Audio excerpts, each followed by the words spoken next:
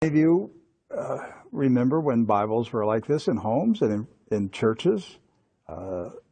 Every church had a Bible like this. Every Christian family had a Bible like this, and they put their family genealogy, the weddings, and baptisms and burials. It was all put inside the Bible, and you passed it down generation to generation. This particular Bible was published in 1905. Now, the reason I brought it out is that I want to show a map that's in this Bible. Now, mind you, the Scofield Bible was not published until 1913. Right. And I have in my office an original 1913 Scofield, which was the introduction of the Zionist Masonic heresies about a future state of Israel and separating the church from Israel and all of that rapture stuff. That's where it came from. It was a Masonic Zionist heresy that was introduced into the American churches in 1913. This is a 1905 Bible. Pre-Scofield. Pre-Scofield, with no Scofield notes in it. So, you open it up, and this is on page 13. I mean, this thing's big.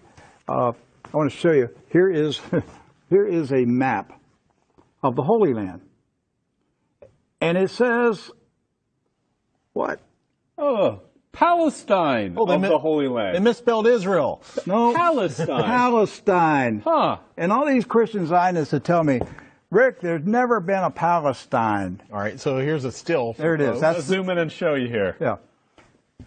So, yeah, you hear these people like John Hagee, there's never been a Palestine. Well, look at this Bible map from 1905. And most Bibles from then had a map of Palestine. And Palestine is in the Bible itself, in the Old Testament. So we're showing you this just because I'm trying to break through the propaganda, the confusion, the lies that the Zionists have implanted in millions of minds of Christians in America and told them there's never been a place called Palestine. But I have a map, Rick. Right there it is. So, with that in mind, do you know who lived in Palestine? Palestinians? Palestinians. I got that one right. Palestinians. And Palestinians were Jewish, Christian, and Muslim. Right. They weren't a particular faith. They were citizens of a particular country. Palestine. They were all Palestinians. Yes. Jesus was a Palestinian. Look at this. Okay? So Israel has never meant a political country. It's always meant the people of God. Yes. The called out ecclesia, the people of God. That's what Israel means. It's not a political country. With that in mind, we're going to show you some of the scenes of the violence that's taking place in Palestine this week, because here's what's happened. Following the 1917 Jewish Bolshevik Revolution in Russia, where the Jewish Bolsheviks went in and slaughtered the Romanov families in a satanic ritual, imposed communism on Russia, killed hundreds of thousands, literally millions of Christians, hundreds of thousands of Christian Orthodox pastors, and burned their churches, and just a horrible attack on the Russian church in 1917 and afterwards. Then they began to infiltrate Palestine in the 1920s and the 30s.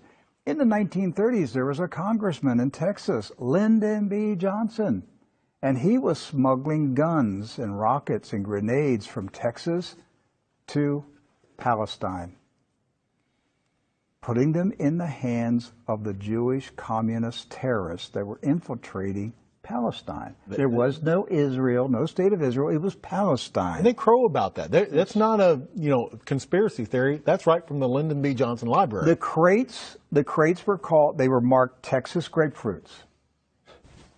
The grenades, they were shipped as Texas grapefruits. The same grapefruits that blew up the King David Hotel. Right. So the 1920s, the 30s, and into the 40s, the European Ashkenazis invaded Palestine, infiltrated. The Arabs, Christian, Muslim, and Jewish, all Palestinians, were alarmed by the arrival of the communist Ashkenazis from Europe. The so-called Jewish settlers were they killed the Jewish residents of Palestine. Yes. You understand that? They killed the Jews who lived in Palestine.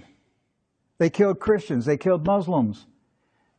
They finally got enough critical mass that they had enough numbers that they took over Palestine and declared their independence in 1948.